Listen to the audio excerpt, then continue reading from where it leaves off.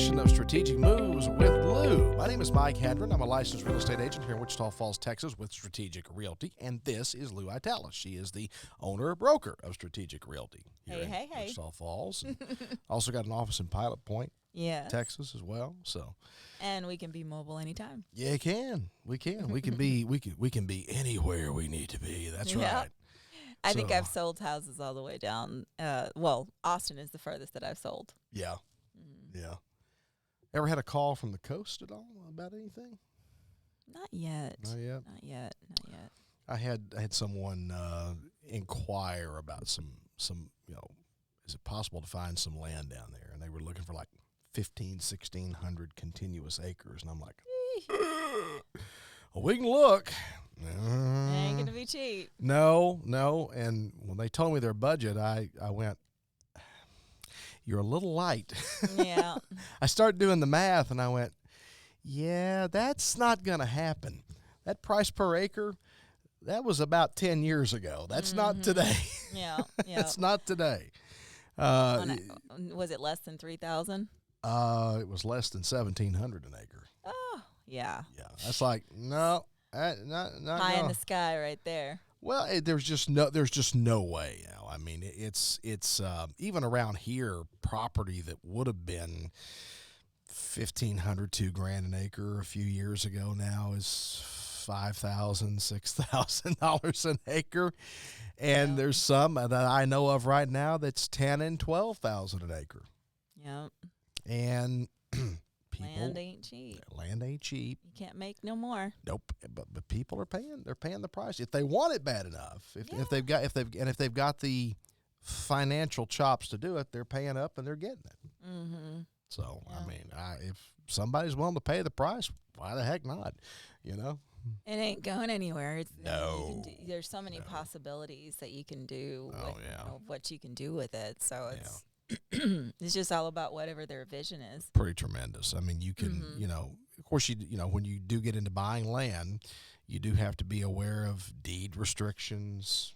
With land, I don't think there's many deed restrictions. No, but there's gonna be access to water, utilities, and sewer, and all that kind of stuff that you got to kind of keep an eye on. There's also flood zones. Sure. Because I had a piece of property that was. If I remember correctly, it was in Owl Park, and practically the whole thing, even though it was almost 10 acres, almost the whole entire piece of land was in the flood path. Mm-hmm. So nobody could build there. Yeah, if you're in the 100-year or 500-year flood zone, then number one, you're going to have to carry flood insurance through NFIP. You're going to have flood insurance, and then also you've got the headache of building on it. Well, the builders, they wouldn't even touch this land because it was in the path. There's a difference. Yeah, if it's in a floodway, floodway. Yeah, in the floodway, there's nothing you can do with it. Mm-hmm. If you happen to be in the, I think in the 100-year flood zone, you got to be 3 feet above grade, and then you have a surveyor that comes out and they determine what grade is for that property, and then you have to be 3 feet above that number. And so then you just have to start building the land up. Well, then that just gets into a whole other expense, a whole other headache. And that's why so many people just kind of walk away from those, don't they? Because it's just the expense of getting that property to where you could build a house on it becomes an even dirt more. Ain't cheap. No, it's not. It's amazing. No. It's dirt. It's in my backyard, and it ain't cheap. No, it's not. And you can't just come in and just pile a bunch of dirt in and start building a foundation. I mean, there's a science to this, to doing that. It has to be done right if you want your house to stay standing up, Happy New Year. Yeah, Happy New Year. So I forgot to say that. Is it? Well, I guess this is not really our first. It's our first show that we're recording in the new year. Yes. So Happy New Year. Happy New Year. We're moving into a solid week into the new year already. Mm-hmm. I mean, and it feels like it's been about 3. Yeah. I mean, I don't know about you, but this week has beat me to death. Of course, I got, 7 different things going at once, and it's hard to get those priorities. It's I'm counting the days when my daughter goes back to college because that's killing me. Just having her around the house. And don't know. I love having her around the house. It's just she doesn't do anything. And you got to feed her. Yeah, you gotta feed them. You gotta take them to the. You're paying for anyway. I'm I know, right? She has a car. I don't know why she doesn't go out and do stuff. But whenever I come home, she wants to go out and eat, or she wants to go grocery shopping. I'm like, dude, you could do some of these things before I come home, so I can sit down and relax. Yeah, But go ahead, get in the car, drive, go where you want to go. she's got social anxiety apparently, so she doesn't like to go out and about. Mom. When I was growing up, our parents literally would, give us $10 and drop us off at the mall alone. I don't know how many times I did by that ourselves, or at Sand Beach. For those of you that are local and remember Sand Beach out northwest side of Wichita Falls. Here's $10. Drop us off at Sand Beach, and we're there all day. Yeah. I mean, she's going on 20 now, so at some point this is her second. Yeah, she's on her second semester of the second year. Whatever. I'm okay with it, but at the same time, I'm like, grow up already. Yeah. Mine are a little older, 29 and 24. Well, I've got a 27-year-old, so I know that the independent. He's very independent, though. He was always very independent. As soon as he got a car, he was gone. Yeah, he had friends and he had things to do. Well, I had to give him restrictions on when he had to come home. My daughter, on the other hand, I can't kick her out. Can't get her to leave the house. Well, speaking of houses, one of the things we want to talk about today, because it is a new year and it is winter time. It is winter time. And, the nice... Winter is coming. The nice thing about winter is here. Winter's here. The nice thing, though, about winter in North Texas and southern Oklahoma is it doesn't stay cold very long. No, it's just a little cold snap, I think is what they call it. Yeah. As of the day that we're recording this program, it's about 24, 25 degrees outside right now. And the wind's blowing, so it feels like it's like -7 or something. I don't know. But it's chilly. But tomorrow it'll be in the 80s. 60s, or 70s. Well, it could be in the 80s. Look at New Year's Eve, 70 freaking degrees. What was it? Was it Christmas Eve? It was 90? Yeah. And then January 1st comes around and it goes down below 20. Yeah. So we go through these cycles in the winter where it'll get cold, but we warm back up quickly. But when it does get cold, and especially because of where we live, most homes that are built here are not, unlike a home that's built in, say, Minnesota, most homes that are built here are not super made out of brick. Not brick, concrete. Yeah. Our homes are not super winterized. Yeah. We're designed, our home designs, our home builds are for a climate that's a little more temperate than you have in some places up north. Because here, weather in the single digits and below is very rare. We don't get that cold very often. And even the low 20s and the upper teens is not, it doesn't last long, but it does happen occasionally. Yeah. So you got to be ready for it. And there's certain steps. And last year we weren't ready for that. No. We weren't ready for that at all. Yeah, we had, for those of you that are watching that don't live here, back in February of last year, we had a major cold blast that put us below zero for a couple of days. That hadn't happened in over 30 years. Yeah. Here. It's so rare that it shocked the state of Texas for sure. Yeah, I mean there were some plumbers made a lot of money last February. I think they're still catching up with that because there was a lot of damages, and I mean I don't know how many times I heard from clients, "Oh, my pipes burst." Yeah, and I was just like, "Say what?" Yeah, I mean because they lost electricity, and when things freeze.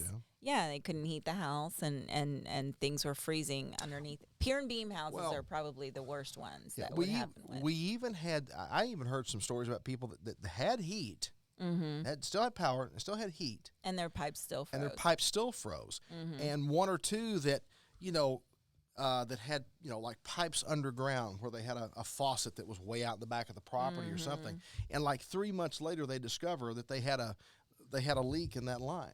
That happened exactly to me. I had electricity.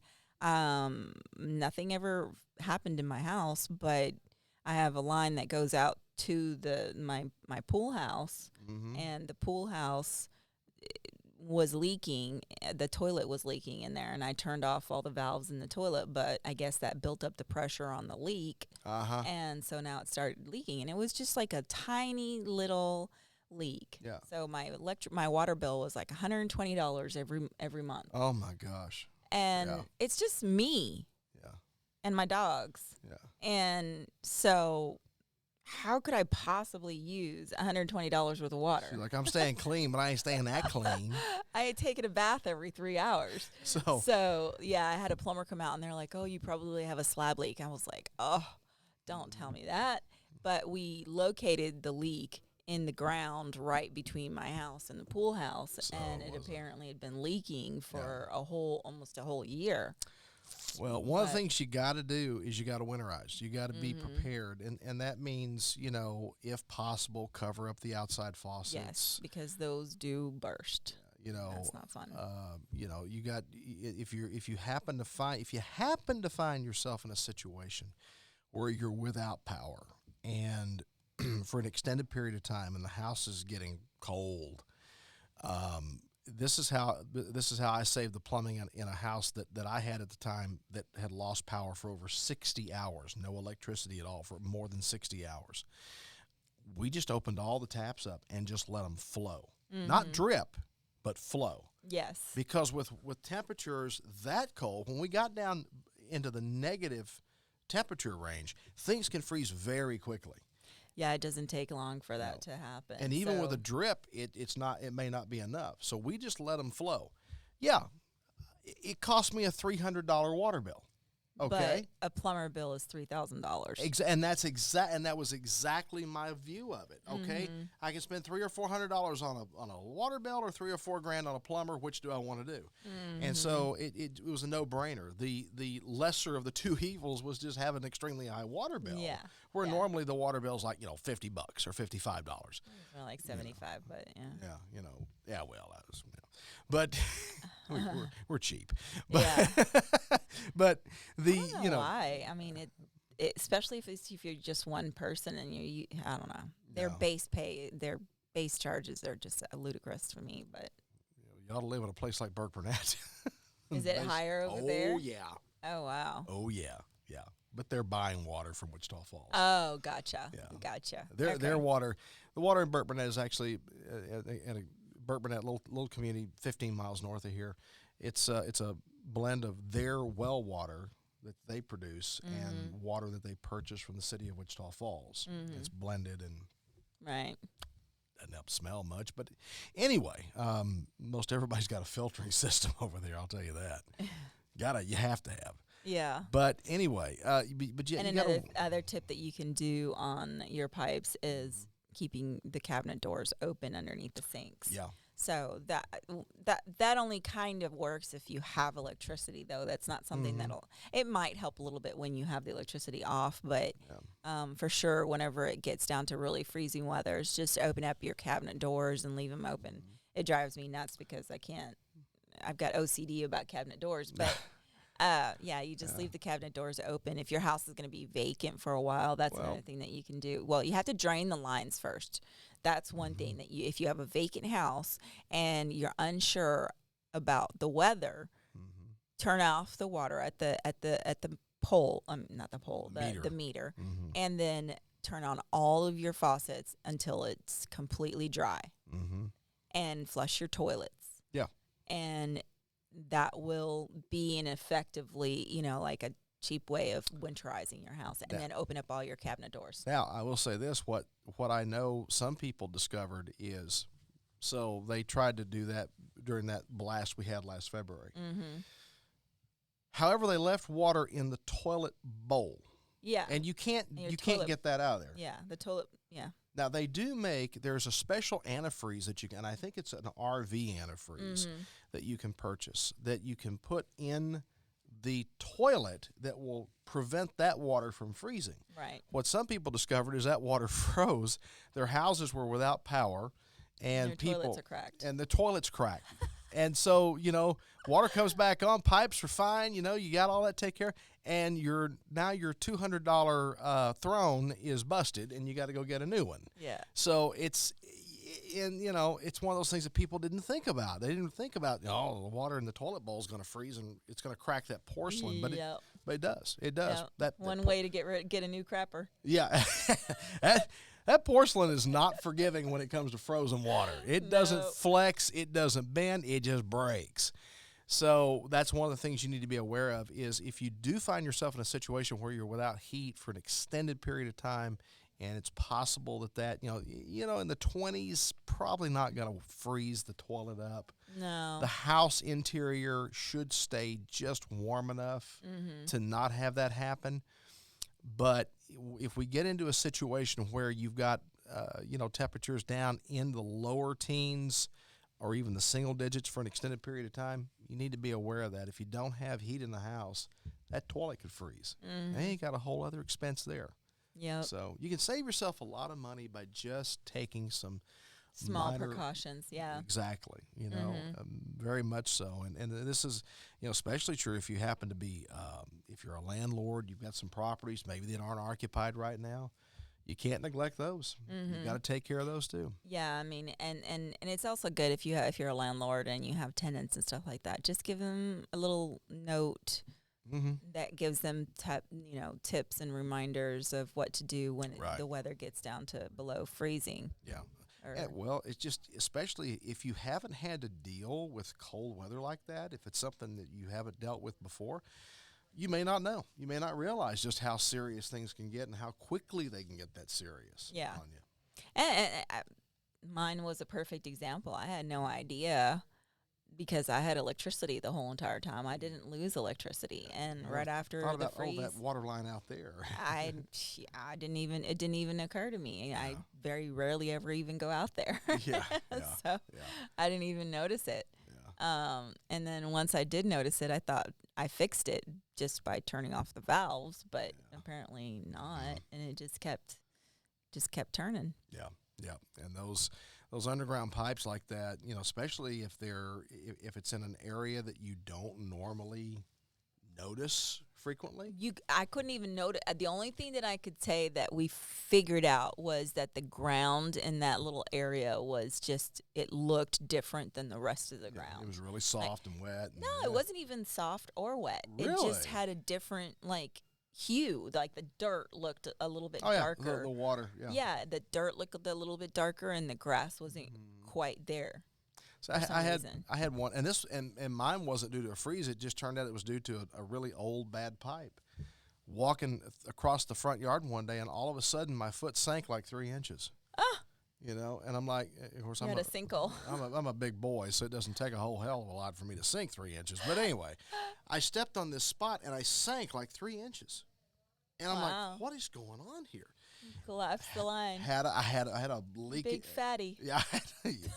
Thanks. I had a leaking water line in the yard that I wasn't aware of. You didn't know that you weighed 2 tons. I didn't know that I weighed that much. But I discovered it quick, and of course, we start digging it up, and there it is. It just starts bubbling out of the ground. There's this. It's probably a hole about half the diameter of my pinky in the line. Wow. And it was just shooting water down instead of up. It was on the other side of the pipe, and it was pushing water down. So you were feeding the water reserves. Yeah. The aquifer under us got really full and heavily chlorinated. But anyway, that's how you create sinkholes, right? Yeah, apparently so. But anyway, it just took a while for the soil to become saturated because the thing was buried about a foot deep. It took a while because of the angle of the hole for the ground to become saturated enough for it to soak the ground up above the water line to where we noticed it. Because otherwise, it could have gone on for forever and we wouldn't have known it. Right. Except by the water bill, which wasn't horrible, but still.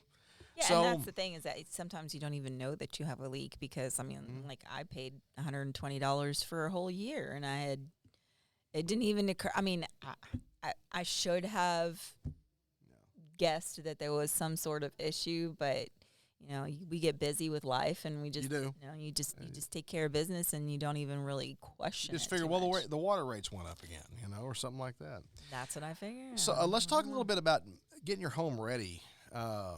Making it ready for a listing. Yeah. So, job number one, call a real estate agent. Call one of us. Let us help you with that. Let us just I mean, even if you're not going to list it with us, just Yeah. walk through the house with a realtor, because Get some tips. we will be able to tell you what things people are looking for, like what things are popular right now. We're always current with the trends. Yeah. I mean, we try to stay current with our with the trends, and we see what people like and what people dislike, and what's going to create revenue for you as a repair versus what's just going to cost you money. Right. So, I mean, there's a difference there. There's certain things that you can do to your home that are actually going to improve the market value, and improve the desirability of your home, and other things that are just going to be a waste of time and a waste of money. So you really want to know those things, because everybody has different ideas of what they want. And, you know, sometimes people think, oh, well, my pool is going to, if I put a pool in the backyard, I'm going to be able to sell this house for $60,000. It cost me $60,000 to build it, and you're like, it doesn't quite work that way. No. That it adds taxes, because the tax appraisal office is going to increase your taxes because you have a pool. So over the amount of years that it's taking you to pay this pool off and to pay those extra taxes, you're not going to see the value of that back. That's one of those things that people will do. That they will sink tens of thousands of dollars into a pool, and no, it doesn't add that much value to your house. You know, if it adds 20, it's it better be a very fancy pool. Yeah. I had a guy try to hustle me a solar system for my house, solar power system for my house, and one of the things he said was, and this, it's going to cost you $75,000, which immediately made me go, oh, I don't think so, Chief. And then, you crazy, man. And then the other thing was, he said, then he goes, then he says to me, and just think, this is going to add $75,000 in value to your home. Mm-hmm. Apparently, he missed the part where I mentioned that I'm a real estate agent. Yeah. I know better than this. It doesn't add that kind of. There are things you can do that are going to add real value to a home. Okay. Yeah. For example, let's say you've got a master bathroom that looks like it's something out of a 70s sitcom. Yeah. Gold on the walls. And probably need to update that a little bit. Yeah. Putting money into bathrooms and kitchens, and I know you hear that all the time, and but it's true. But it's true. Yeah, it's accurate. It's not a lie. It's not a, people aren't trying to scam you. If you're going to put $10,000 or $15,000 into upgrades in a house or more, that's where you put them. Kitchens and bathrooms. Kitchens and bathrooms. A good paint job does wonders to a home. Yeah, I mean, paint. In our industry, we call a lot of things, like if you're just fixing it up, prettying it up, or whatever, we call lipstick on a pig. Yeah. But, I mean, it's true. It is if true. you give it a paint job, give it a little bit of facelift, maybe change out the doors to the 6-panel doors or the 2-panel doors, or something that's a little bit nicer than the slick brown doors. Don't try and paint those brown doors. It never works out. No. Not without an awful lot of prepping. Oh, my gosh. No, and it doesn't look good. It really doesn't. No. Another thing that you can do is change out some of the fixtures. Some of those older fixtures, especially the gold. Oh. I am not a fan. I don't like gold, but I'm starting to see a little bit of that gold look come back, and it makes me go.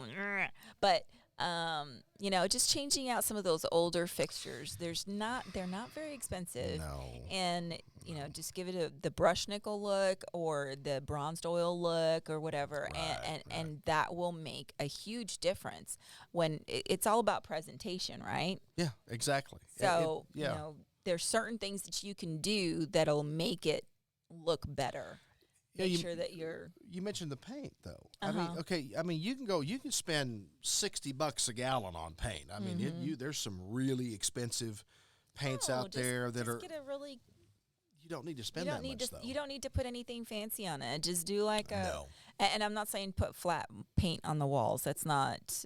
I wouldn't do flat. I would probably either do satin or What's the other one? Well, in bathrooms and kitchens, typically you'll do semi-gloss or high gloss just because it cleans up easy. The high gloss stuff tends to look a little, I don't know. I wouldn't do semi gloss on the walls anywhere. Really? No, just the baseboards.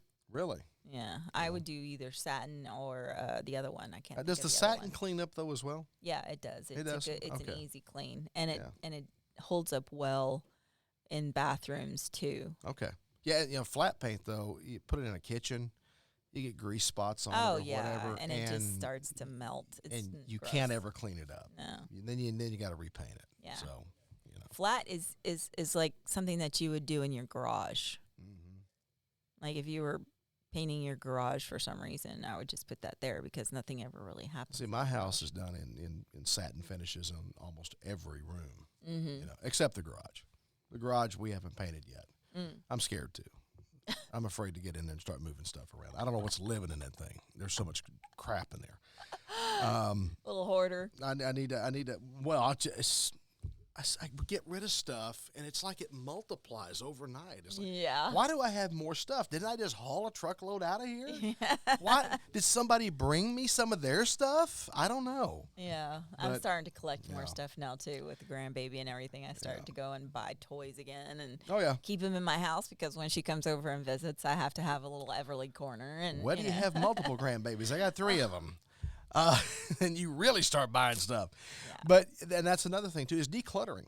It's not just the Decluttering. paint, not just the fixtures, doors, but also decluttering. Mm-hmm. I see, and I've shown several houses that just you could tell they didn't make a single bit of effort to declutter anything. We're stepping over stuff. Yeah, to less see is the more. house. Less Oh, is yeah. more. By no means Yeah. is that a lie. But yeah, I mean, I would take down your personal photos. Not because of anything other than, well, I mean, it might be a little bit of a safety issue. People can be, people can be weird. I don't know. Sometimes people can be weird. And this, But it just simple photos, Yeah. a simple picture on the wall. Less is more. yeah. If you have too much furniture in your living room, take a couple pieces out so that it kind of gives the people a little bit more space to walk around. And in decluttering, if you don't want to get rid of your stuff, you can go rent a storage unit, a small storage unit for $50 to $75 for a month. Mm-hmm. You can move that excess material into that storage unit, get it off the premises, out of the garage, out of the storage Yeah. buildings, whatever. Get it into an off-site storage somewhere. Mm-hmm. You don't have to that way. You don't have to totally get rid of it if you don't want to, but you're getting it out of the house. Yeah. And you're decluttering, like you said, like especially like if you got if you got like 4 couches in your living room, which I don't know why you would have 4 couches, but maybe you do. Well, just people sometimes have a lot of furniture, like end tables and tables and other stuff that's. That just encourages their- people to hang around more. I know, yeah. I mean, in my living room, I have a couple of those dinner trays or whatever up against the corner. I mean, just certain things that you could Yeah. remove, and bushes and stuff like that in the corners Oh, of, yeah. my living room. But Yeah, and I've seen a house too. I've shown a property that had like those artificial plants. The ones you buy at ones you can't kill. the ones you Those can't are kill. Yeah. Those are the ones that I love. And I mean, literally, and I'm not kidding. Literally, it's like every 4 feet or so, there's another plant. Some are tall, some are short, but they're everywhere. It's like an artificial jungle in their living room, and it's scary. But I'll take plants any day over creepy dolls. Well, okay, I've seen that too. Yeah. You get an older home and they've been collecting dolls for 50 years and they're in every corner on every wall and every surface has at least 3 dolls and you're like, oh my God. The eyes are I following know, you yeah. everywhere you go. Chucky, where are you? Don't You're do that. like, ugh. So there's a lot of little things you can do. The bottom line is you're going to list a property, call a real estate agent professional, have us come talk to you. Doesn't cost anything to talk. And we can kind of give you some pro tips on what you should do or should not do, as the case may be, and get you on the right path. And most importantly, if you're going to list your property, it's a really good idea to go ahead and list it with a professional.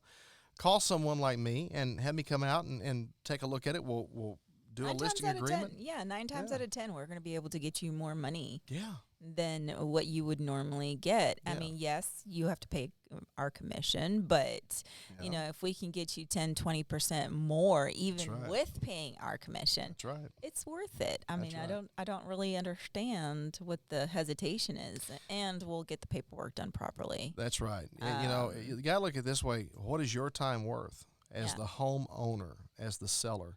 We What take is care of your all the time worth? marketing. Yeah. We take care of all the, you know, showings and the open houses and That's stuff right. like that. I mean, there's tons of benefits to having a real estate agent help you out. Well, more often than not, you're working, you're busy, you've got Yeah. a family, you've got a life. If you're going to do it yourself, you've got to take time away from all of that to make that happen. So, what is your time worth? And you find out eventually, you know, if you do it on your own, you figure out, boy, I'm spending an awful lot of time on this. You're chasing a lot of moving parts all the time. And we can That's keep what you we from do. having a house that smells like a bordello or a pet store. What does a bordello never mind. There's a worse word that I could use. Forget I even asked. I'm sorry I even brought that up. Anyway, please give me a call. It's Mike Hendren, 940-232-3876. That's my direct line to me. I'd be glad to talk to you. You can call the office, which is 940-689-7900. strategicrealty.net is our website. If you want to go there and check out the listings that we've got currently on display on the website, please do. And again, if you want to list your property, whether you're buyer or seller, either one, we'd love to work with you. We absolutely would. So until next time, take care out there. We'll see you next week with another edition of Strategic Moves with Lou. We'll see you down the road.